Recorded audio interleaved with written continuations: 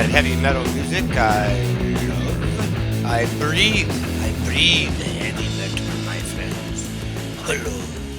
Welcome to yet another Mr. Wara math video. Hey, I don't know why I'm making that fun voice. That is fun. I'm going to tell you. Okay, oh, and what do we have here? Is this a badger? Hmm. Hey, Mr. Badger, how's it going? Hey. Whoa, you're pretty cool. Ooh, earthquake, hang on, quick. Okay. Anyway, Mr. Warren, I do believe you're here for a math video. You're not going to be playing Shaking the Badger game, okay? Please, let's focus. All right, I shall. Look at our learning target. Ooh, that is our objective. This is our purpose. This is what we live for. We're going to multiply decimal fractions by multi-digit whole numbers through conversion to a whole number problem and reasoning about the placement of the decimal. Now, this is EngageNY. This is Eureka. They are very, very complete about their learning target. We will break this up into pieces as we go along. But if we could simplify our learning target, it would be just that we're going to multiply decimals, okay, by large whole numbers. We're going to convert those units, you shall see, to a number problem, and and then we're going to talk about that placement of the decimal point. Okay, how about that? Yeah, I like that. All right, let's go on to the next page. Bing, ding. All right, here we go. Ooh, you shrunk. You're so little. Look at you. Found a nice little spot right there, right by the word problem. First, we're going to do an application problem. If you recall, please tell me you do, that last time we met, we were working with, yes, we were actually working with, a problem that had to do with converting, right, from one unit to the next, from tenths. So let's take a look at this problem as kind of a review, all right? It says here, Mr. Salais wants to build a rectangular patio using concrete tiles that are 12 square inches. The patio will measure 13.5 feet by 43 feet. What is the area of the patio? Okay, what is it? I don't know. Oh, I thought you were going to tell me. I'm sorry. I have to figure that out. How many concrete tiles will he need to complete the patio? All right. I need to get a pen. So let's take a look at our problem, shall we? So we know that area is going to be equal to length times width. That's what we'll do here. Now I'm going to rename this unit here into tenths. See, so I can clear out that decimal. So I'm just going to say 135 times 43. But again, I want to remember that this is tenths here. Please don't think that's 135. It's 135 tenths. Let's go ahead and do the algorithm. 5 times 3 is 15. If you carry that 1, it'll come up into here, up into the tens. 3 times 3 is 9 plus 1 is 10. Carry the 1. Yes, 3 times 1 is 3 plus 1, 4. Last time I checked. Placeholder. That's right. Beep, beep, beep. Got to get that placeholder in. Now we have 5 times 4, which is 20. 0. Carry the 2. Ooh. Please don't forget that's 12 plus 2, which is 14. Carry the 1. Got to keep track of all these numbers. 4 times 1 is 4 plus 1 is 5. Very easy to make a mistake. All right, I'm done because I have no more digits here to multiply. So I have 5, I have 0, I have 8, and I have 5. So I have 5,805. Ah, remember, that's right. Don't forget we were doing tenths here. That's right. But we also know that that is equal to 580.5. How do I know that? Well, because we really multiplied by 10, if you recall.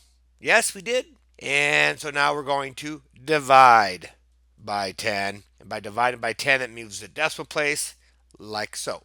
All right, so then that would mean then the patio area is 580.5 feet squared. So Mr.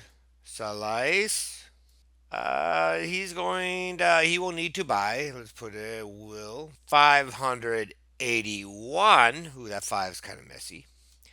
581 tiles. Remember, because each tile is 1 foot by 1 foot. All right. So you can't sell them in a half foot like that. They probably sell one by one. And so let me finish my sentence because each tile is 1 foot squared. Thank you very much. Yes, the white matches you, Mr. Badger. Yeah. Okay. So that considers it. This is the application problem. Now we're going to move on to this lesson that we're looking at, where we're going to be multiplying decimal fractions. We're going to get a multi-digit whole number. We'll learn about the conversion to a whole number problem, and we'll be reasoning that placement of the decimal. All right. So let's get on with the problem. We have 7 and 38 hundredths multiplied by 41. So you may recall now that very similar to the actual application problem, but here if you notice what we're dealing with though is hundredths, not tenths like the problem that we just did on the previous page. Let's go ahead and estimate our product here. Okay, estimating again these numbers to the nearest like whole number, in this case 41 to 40. Now again, looking at this, I have to ask myself, is my actual estimation here, is this going to be less or more than the actual product?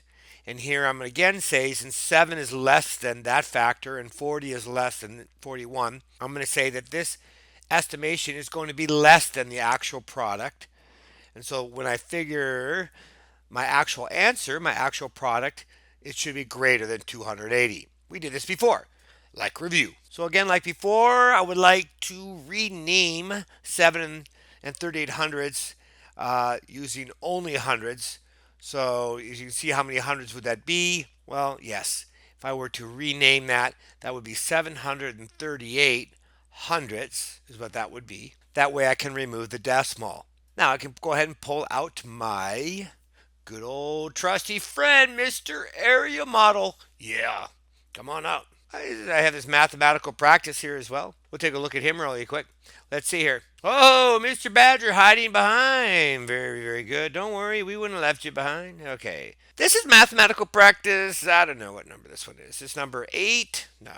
Mathematical practice number 7. I think this was number 7.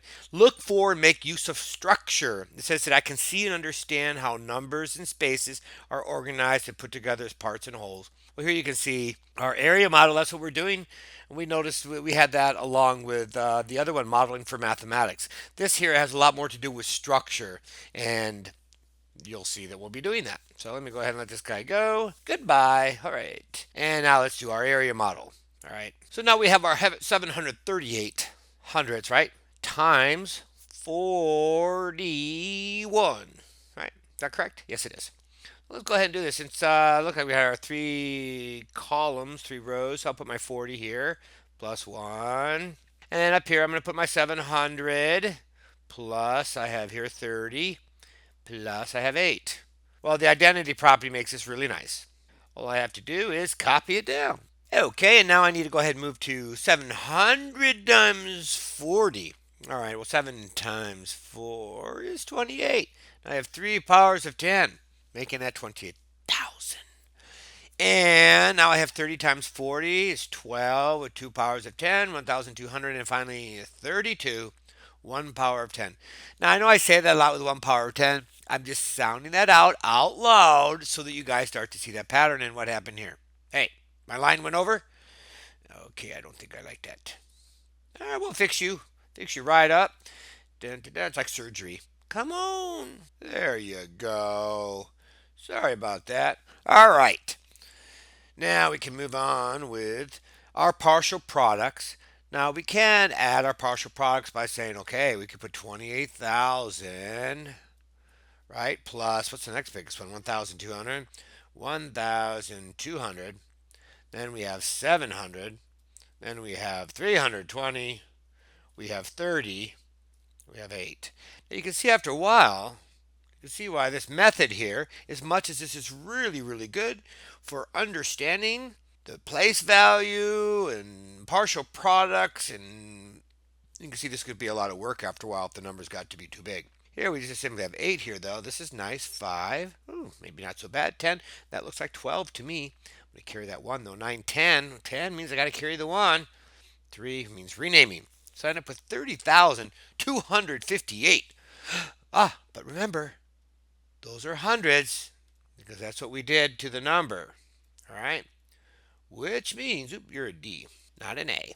And so 30,258 hundredths means then that we had actually multiplied by 100 over here, if you recall. And now we need to divide by 100. And there's 110 and there's two tens. Two tens, of course, is 100. We end up with a final answer of 302.58. And we think of those as ones, meaning it's a real number. Obviously, there's just two ones here, but it's not tenths, hundredths, thousands. You get the idea. Now, something to notice is this: if we were to let's go to the next page, shall we? So now, if we were going to do the actual algorithm itself, let's do this. Let's put our 738. Well, 7 and 38 hundredths right now. Multiply that by 41. Now, if we do the algorithm, again, let's go ahead and multiply and get rid of that decimal so we don't have to worry about it. We'll multiply it by 100. Sound good? Yep, thought you might like that. So I'm going to multiply that by 100. That way it'll give me hundredths. So now I have 738 multiplied by 41. Let's go ahead and do the algorithm. We end up with 8, 3, 7. Again, identity property. Now I need my placeholder in there. Placeholder. That's right. So placeholder gets put in there because I'm moving into the tens place. So I'm really taking 40 times 8 if you think about it. But we'll just put 4 times 8, which is 32. I just want you to understand the value of that 4, yes, is 40. So that's 32. I put my 2. I carry my 3 up there. Now I have 3 times 4, which is 12, plus 3 is 15. I carry my 1. And then 7 times 4 is 28, plus 1 is 29. Now I can go ahead and add. I have 8, 5, 12, carry the 1, 10, carry the 1, 3. You notice again, these are hundreds because I'm multiplied by 100, so I need to divide by 100. That means I'm going to end up with 302.58. All right, or 302 and 58 hundredths. Interesting. If you look back on the previous page, we actually had that amount here. 700 plus 30 plus 8. Well, that's equal to 738. Didn't we just have that? We did. The 738 was right here. Okay, now kind of like our partial products. Then over here, we have 28,000 plus 1,200 plus 320, which if we were to draw an arrow here, we could say that equals 29,000, because that 1,000, and then 200 and 320 would be 520. 29,520. Isn't that what we got here? All right, again, showing how those partial products come together to give us that number. Okay? Woohoo! Yeah! So let's look back at our learning target. Did we multiply decimal fractions by a multi-digit whole number? We did. Here's our multi-digit whole number. Calm down, Scream Badger. Was that you? I bet it was. Okay, so now we have, this is through conversion. Okay, because we're doing this converting to a whole number problem, and that's what we did. We turned this whole problem into just a whole number so that we didn't have to deal with a decimal. And then we reasoned about the placement of the decimal at the end. So even though that learning target looked really, really difficult, like, oh, I can't do it. Help, please. Yeah, right. Okay. We did it just fine. All right. And then we did the algorithm. We'll go to the last page, and what do we have? Of course. You trying to show that you're a big guy? Okay, all right, you're huge, right? And yeah, you're kind of cool looking, and you know what? Yep, I'm gonna have some fun.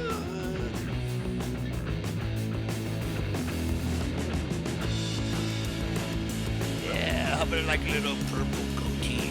Woo, yeah, got a beard. Uh-huh. Yeah, some highlights. Always like doing the highlights. Yeah. And that, oh, you know, the nails, you never know. You just never know when you need to have those nails painted, right? Just kidding. You're actually a good buddy. What? Oh, you're like Mr. Ward, the video should be over now because you're not doing any more math. You know what? You are absolutely right. You know what? Thank you for making your point, my friends. Now, live long and prosper.